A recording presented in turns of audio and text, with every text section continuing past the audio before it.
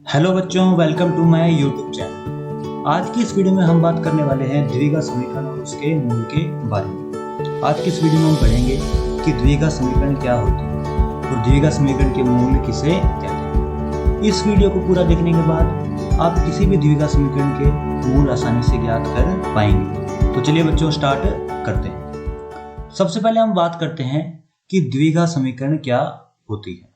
द्विघात समीकरण को समझने के लिए हमें पहले द्विघात बहुपद को समझना पड़ेगा। पहले की क्लासों में हमने पढ़ा है कि द्विघात बहुपद क्या होता है। द्विघात बहुपद होता है एक ऐसा व्यंजक जिसकी अधिकतम घात क्या हो, 2 हो, और वह किस रूप का होता है, ax square plus bx plus c।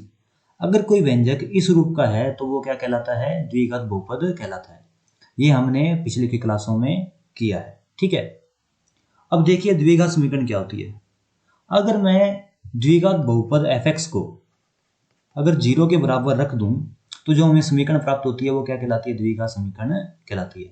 मतलब कि जैसे देखो fx का मान यहाँ पे क्या है, ax square plus bx plus c बराबर 0। तो अगर जब मैं द्विघात बहुपद को 0 के बराबर रख दूं तो जो मुझे समीकरण प्राप्त होती है वो क्या कहलाती है, द्विघात समीकरण कहलाती है। अगर कोई बीजीय व्यंजक 0 के बराबर नहीं है तो वो क्या कहलाएगा, द्विघात बहुपद। और अगर कोई व्यंजक बीजीय व्यंजक 0 के बराबर है तो क्या कहलाता है, द्विघात समीकरण कहलाता है। तो ax square plus bx plus c बराबर 0 ये क्या कहलाएगी, द्विघात समीकरण।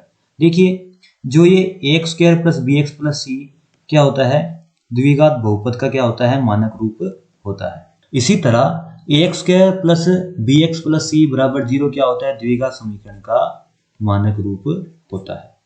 ठीक है बच्चों, अब देखो इसको हम एक एग्जांपल से समझते हैं। मान लीजिए हमारे पास कोई एक द्विघात बहुपद है fx बराबर में 3x स्क्वायर प्लस में 4x प्लस 1। ये क्या है, हमारा एक द्विघात बहुपद है जिसकी अधिकतम घात क्या है, 2। ठीक है। अगर इसी द्विघात बहुपद को 3x स्क्वायर प्लस में 4x प्लस 1 को अगर मैं 0 के बराबर में रख दूं तो ये क्या हो जाएगा, ये द्विघात समीकरण कहलाएगी। क्या कहलाएगी, द्विघात समीकरण। ठीक है। तो द्विघात समीकरण क्या होती है, जब किसी भी द्विघात बहुपद को हम 0 के इक्वल रख देते हैं, 0 के बराबर रख देते हैं, तो वो क्या कहलाती है, द्विघात समीकरण कहलाती है। ठीक है, ये तो बात हो गई द्विघात समीकरण की। अब मान लीजिए हमें कोई एक समीकरण दी गई है और हमें पूछा जाए कि ये द्विघात समीकरण है या नहीं, तो हम उसको कैसे बता सकते हैं। तो देखिए हमको पता है द्विघात समीकरण का मानक रूप क्या होता है, x square plus b x plus c बराबर 0। यह द्विघात समीकरण का मानक रूप होता है। तो हम देखेंगे अगर हमको कोई भी समीकरण दी गई है, अगर वो इस रूप की है तब तो वो क्या कहलाएगी, द्विघात समीकरण कहलाएगी। ठीक है। अगर वो इस रूप की नहीं है तो वो द्विघात समीकरण नहीं कहलाएगी। ठीक है बच्चों, तो देखो ये हमने द्विघात समीकरण के बारे में बात कर ली। अब इस पर आधारित एक क्वेश्चन करते हैं। निम्नलिखित समीकरण द्विघात समीकरण है या नहीं, जांच कर बताइए। देखिए बच्चों, यहाँ पे हमको एक समीकरण दी गई है। समीकरण क्या है, x माइनस 2 एक्स प्लस 1 बराबर x माइनस 1 एक्स प्लस 3। ये हमको एक समीकरण दी गई है और हमें पूछा है कि ये द्विघात समीकरण है या नहीं। ये हमें बताना है कि ये जो समीकरण है वो द्विघात समीकरण है या नहीं। तो देखिए द्विघात समीकरण का मानक रूप हमें पता है, x square plus b x plus c बराबर 0 होता है।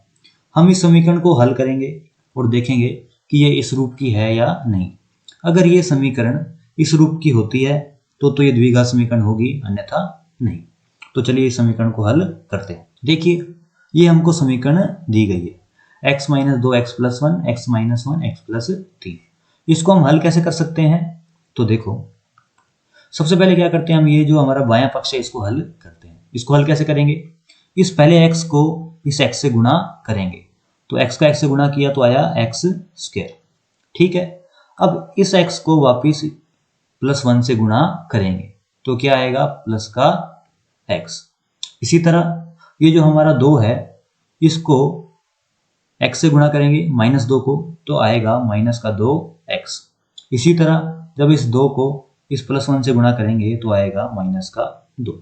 ठीक है, ये हमने बायां पक्ष इसका सॉल्व कर लिया। इसी तरह इसके दाएं पक्ष को भी सॉल्व करेंगे। इस x का इस x से गुणा करेंगे तो आएगा x स्क्वायर। ठीक है, वापस इस x का प्लस के 3 से गुणा करेंगे तो मान आएगा प्लस का 3x। अब -1 का x से गुणा करेंगे तो मान आएगा -x, और -1 का जब 3 से गुणा करेंगे प्लस के तो मान आएगा माइनस का 3। देखिए अब जितनी भी ये दाएं पक्ष की राशियां हैं इसको हम बाएं पक्ष में ले जाएंगे। तो देखिए पहले x² प्लस में x माइनस में 2x माइनस में 2। अब देखिए यहाँ पे ये x² प्लस का था, जब इस साइड आएगा तो क्या हो जाएगा माइनस का x²। इसी तरह ये प्लस का 3x था तो क्या हो जाएगा माइनस का 3x। ये माइनस का x था, यहाँ पे आगे हो जाएगा प्लस का x, और ये माइनस का 3 था, ये यहाँ पे हो जाएगा प्लस का 3 बराबर 0। अब देखो ये x² से x² कट गए। अब जो x वाली टर्म है उनको एक साथ लिख लेते हैं, और जो दूसरे कांस्टेंट भाग है उसको एक साथ लिख देते हैं। तो हमने लिखा x minus 2x minus 3x और x, इसको इनके हाथ में लिख देते हैं प्लस में x। उसके बाद -2 और +3, -2 +3 बराबर 0।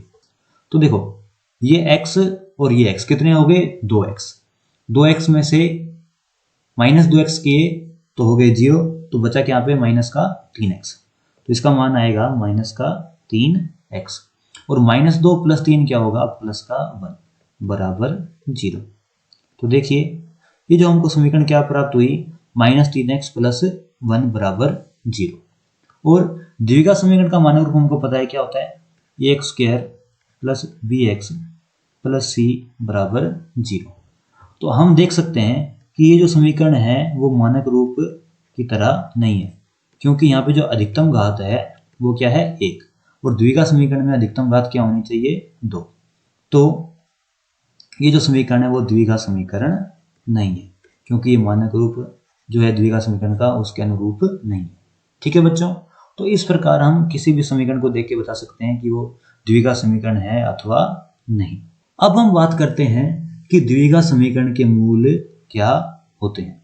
हमने देखा कि अगर f(x) एक बहुपद है तो f(x) बराबर 0 क्या होगी, एक द्विघात समीकरण होगी। मतलब कि ये द्विघात बहुपद और द्विघात समीकरण आपस में संबंधित है। अगर द्विघात बहुपद को 0 के बराबर रख दिया तो द्विघात समीकरण कहलाती है। इस तरह देखो द्विघात समीकरण के मूल क्या कहलाते हैं, यदि f(x) बराबर 0 एक द्विघात समीकरण हो तो बहुपद f(x) के शून्यक समीकरण f(x) बराबर 0 के मूल कहलाते हैं। देखिए ये क्या कह रहा है कि अगर f(x) बराबर 0 एक द्विघात समीकरण हो तो जो बहुपद f(x) है इसके जो शून्यक होंगे, मान लीजिए अल्फा व बीटा हैं, तो ये अल्फा व बीटा क्या कहलाएंगे, द्विघात समीकरण के मूल कहलाते हैं। क्या कहलाते हैं, द्विघात समीकरण के मूल कहलाते हैं।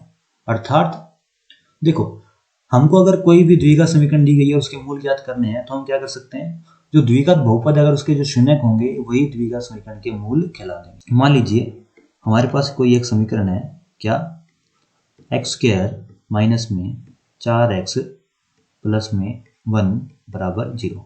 ये हमको एक समीकरण दे दी गई है, ठीक है, और हमको इसके मूल ज्ञात करने को कहा है। तो इसके मूल हम कैसे ज्ञात कर सकते हैं, हम x² माइनस 4x प्लस 1 ये जो बहुपद है इसके शून्य ज्ञात कर लेते हैं। इसके क्या ज्ञात कर लेते हैं, शून्य ज्ञात कर लेते हैं, और इसके जो शून्य होंगे वही द्विघात समीकरण के मूल कहलाएंगे। क्या कहलाएंगे, द्विघात समीकरण के मूल।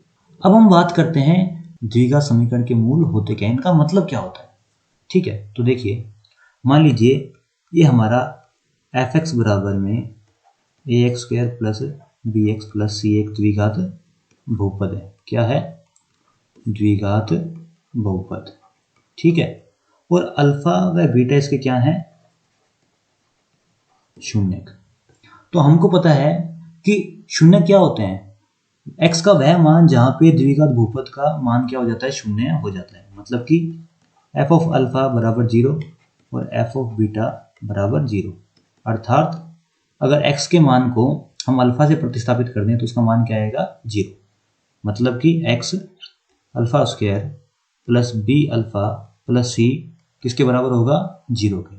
इसी तरह a बीटा स्क्वायर प्लस में b बीटा प्लस c किसके बराबर होगा, 0 के। ये तो होगी द्विघात बहुपद के शून्यकों की बात। अब देखो द्विघात समीकरण के मूल क्या होते हैं, हमको पता है जो द्विघात समीकरण होती है वो क्या होती है, a square plus b x plus c बराबर 0।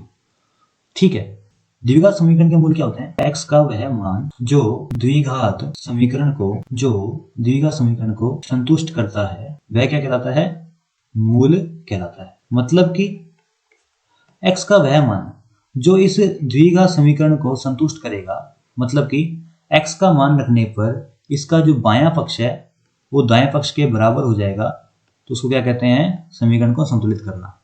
तो x का वह मान जो इस समीकरण को संतुलित करेगा वो क्या कहलाता है, द्विघात समीकरण का मूल कहलाता है। और हमने देखा कि जो ये अल्फा और बीटा हैं इनका मान रखने पर ये किसके बराबर आता है, 0 के। इसलिए ये जो अल्फा व बीटा हैं वो क्या करते हैं, द्विघात समीकरण के मूल कहलाते हैं। क्या कहलाते हैं, द्विघात समीकरण के मूल कहलाते हैं, क्योंकि क्या है, अल्फा व बीटा इस समीकरण को संतुष्ट करते हैं। यही कारण है कि जो द्विघात बहुपद के शून्यक होते हैं वो द्विघात समीकरण के मूल कहलाते हैं। अब हम बात करते हैं कि किस प्रकार हम किसी भी द्विघात समीकरण के जो मूल है ज्ञात कर सकते हैं। हमें क्वेश्चन दिया गया है, गुणनखंड विधि से द्विघात समीकरण x square minus 3x minus 10 बराबर 0 के मूल ज्ञात कीजिए। हमको यहाँ पे बताया गया है कि हमको गुणनखंड विधि से जो द्विघात समीकरण है उसके मूल ज्ञात करने हैं। तो देखिए मैं आपको यहाँ पे सिंपल 4 स्टेप में बताऊंगा कि किस प्रकार गुणनखंड विधि से हम द्विघात समीकरण के मूल ज्ञात कर सकते हैं। हमने द्विघात बहुपद के लिए भी यही फॉर्मूला यूज किया था, ठीक है, वही चीज हम द्विघात समीकरण के लिए भी यूज कर सकते हैं। तो देखिए हमको क्या करना है, पहला जो काम है, अगर द्विघात समीकरण के मूल ज्ञात करने हैं तो हमको क्या करना है, द्विघात समीकरण को मानक रूप में लिखना है। पहला क्या काम है कि हमको द्विघात समीकरण को मानक रूप में लिखना है। द्विघात समीकरण का मानक रूप क्या होता है, a स्क्वायर प्लस में बी एक्स प्लस सी बराबर 0। ये द्विघात समीकरण का मानक रूप होता है। तो हमको जो समीकरण दी गई है उसको द्विघात समीकरण के मानक रूप में लिख लेते हैं। हमारी समीकरण है x स्क्वायर माइनस में 3x माइनस 10 बराबर 0। ये हमारी समीकरण है जिसका हमको मूल ज्ञात करने हैं, द्विघात समीकरण। ठीक है, तो आप देख सकते हैं कि ये जो समीकरण है वो मानक रूप में ही है, तो इसको हमें कुछ चेंज करने की आवश्यकता नहीं है, ये जैसी है वैसे ही है उसको हम लिख सकते हैं। तो हमारा जो पहला काम है वो पूरा हो गया। अब देखिए जो दूसरा स्टेप है इसका क्या है कि समीकरण के गुणनखंड करो। ये जो हमको समीकरण दी गई है x square minus 3x minus 10, इसके क्या करने हैं, गुणनखंड करने हैं। तो इसको हम लिख लेते हैं x स्क्वायर माइनस में 3x माइनस में 10 बराबर 0। ये हमने समीकरण लिख ली। अब इसको क्या करना है, इसके गुणनखंड करने हैं। तो गुणनखंड इसके कैसे कर सकते हैं हम, जो इसका जो मध्य पद है उसको हम ऐसे दो टुकड़ों में विभाजित करना है ताकि इनका गुणनखंड पहले और तीसरे जो पद है इसके गुणनफल के बराबर हो। तो देखो जो माइनस 3x है उसको मैं लिख सकता हूँ माइनस का 5x और प्लस का 2x। अगर माइनस 3x को मैं इस तरह लिखूं तो देखो इन दोनों का जो योग है वो तो माइनस 3x होगा, क्योंकि माइनस 5x प्लस 2x बराबर माइनस 3x। और इन दोनों का गुणनफल क्या होगा, माइनस 5 और 2 कितने हो गए, माइनस 10, और x कितने हो गए, माइनस 10 x की स्क्वायर। तो इन दोनों का जो गुणनफल है वो पहले और तीसरे पद के गुणनफल के बराबर है, x स्क्वायर और माइनस 10। ठीक है, तो मैंने इसके टुकड़े कर दिए, x स्क्वायर माइनस में 5x प्लस में 2x माइनस 10 बराबर 0। ये मैंने इसके क्या कर दिए, जो गुणनखंड मतलब कि टुकड़ों में मैंने विभाजित कर दिया। अब देखिए पहले जो दो पद हैं इससे कॉमन आ रहा है हमारे पास x, और जो दूसरे दो पद हैं उनमें हमारे पास कॉमन आ रहा है 2, तो इनको हम कॉमन ले लेते हैं। पहले पद से मैंने कॉमन लिया x, तो क्या आया x माइनस में 5, और दूसरे पद से कॉमन लिया 2, तो मेरे पास आया x माइनस में 5 बराबर 0। अब देखिए x माइनस 5 इस पद में भी आ रहा है और इस पद में भी आ रहा है, तो मैं इसको कॉमन ले लेता हूँ x माइनस 5, और मेरे पास बचा x प्लस 2 बराबर 0। ये हमारे को बच गया और हमने इसके क्या कर दिए, गुणनखंड कर दिए। हमारा जो दूसरा स्टेप है वो भी पूरा हो गया। अब जो हमारा तीसरा स्टेप है वो क्या है, प्रत्येक गुणनखंड को 0 के बराबर रखो। जो हमने ये दो गुणनखंड किए हैं x माइनस 5 और x प्लस 2, इसको क्या है 0 के बराबर रखना है। तो देखो x माइनस 5 बराबर 0 और x प्लस 2 बराबर 0। ये हमने जो तीसरा स्टेप है वो भी हमारा पूरा हो गया। अब देखो चौथा जो हमारा स्टेप है वो क्या है कि x का मान ज्ञात करो। हमको क्या है यहाँ पे x का मान ज्ञात करना है। हमारी समीकरण हुई थी x माइनस 5 बराबर 0 और x प्लस 2 बराबर 0। जब हम x का मान ज्ञात करेंगे तो पहली समीकरण से हमें x का मान प्राप्त होगा x बराबर 5, क्योंकि ये जब 5 माइनस का इधर जाएगा तो प्लस का हो जाएगा। इसी तरह जब ये प्लस का 2 यहाँ पे जाएगा तो हो जाएगा माइनस का 2, तो हमें x का दूसरा मान प्राप्त हुआ x बराबर में माइनस में 2। तो ये जो x के मान प्राप्त हुए हमें, ये समीकरण को संतुष्ट करते हैं, अर्थात ये जो दोनों मान है x के वो क्या है, इसके मूल है। तो द्विघात समीकरण के मूल क्या होंगे, द्विघात समीकरण के मूल क्या प्राप्त हुए हमें, पहला जो हमें प्राप्त हुआ वो तो हुआ 5, जो दूसरा हमें प्राप्त हुआ माइनस में 2। ठीक है, तो इस प्रकार हम किसी भी द्विघात समीकरण के मूल ज्ञात कर सकते हैं, किस गुणनखंड विधि से, इन 4 जो स्टेप है उसका उपयोग करके। देखिए अब हम बात करते हैं एक नोट की, जो हमको याद रखने वाली बात है। हम जानते हैं कि द्विघात समीकरण में जो चर की अधिकतम घात होती है वो क्या होती है, 2। कैसे, क्योंकि हमको पता है कि जो द्विघात समीकरण का मानक रूप होता है वो क्या होता है, ax² plus bx plus c बराबर 0। इसमें जो x की अधिकतम घात क्या है, 2, इसलिए इसके जो मूल हैं वो अधिकतम कितने हो सकते हैं, 2, मतलब कि अल्फा व बीटा। तो किसी भी द्विघात समीकरण के जो अधिकतम मूल हैं वो क्या हो सकते हैं, सिर्फ 2 से ज़्यादा कभी नहीं होंगे। तो ये चीज़ आपको ध्यान रखने वाली है द्विघात समीकरण के मूलों से संबंधित। ठीक है बच्चों, तो आज की इस वीडियो में हमने देखा कि द्विघात समीकरण क्या होती है, द्विघात समीकरण के मूल क्या होते हैं और किस प्रकार हम द्विघात समीकरण के मूल ज्ञात कर सकते हैं। अगर ये वीडियो आपको अच्छी लगी हो तो इस वीडियो को लाइक कीजिए। अगर आपने हमारे चैनल को सब्सक्राइब नहीं किया तो हमारे चैनल को सब्सक्राइब कीजिए। और अगर इस वीडियो में आपका कोई सजेशन है या फिर आपको कोई चीज़ समझ में नहीं आई है तो आप हमें हमारे कमेंट सेक्शन में बताइए। वीडियो देखने के लिए धन्यवाद, मिलते हैं आगे की वीडियो।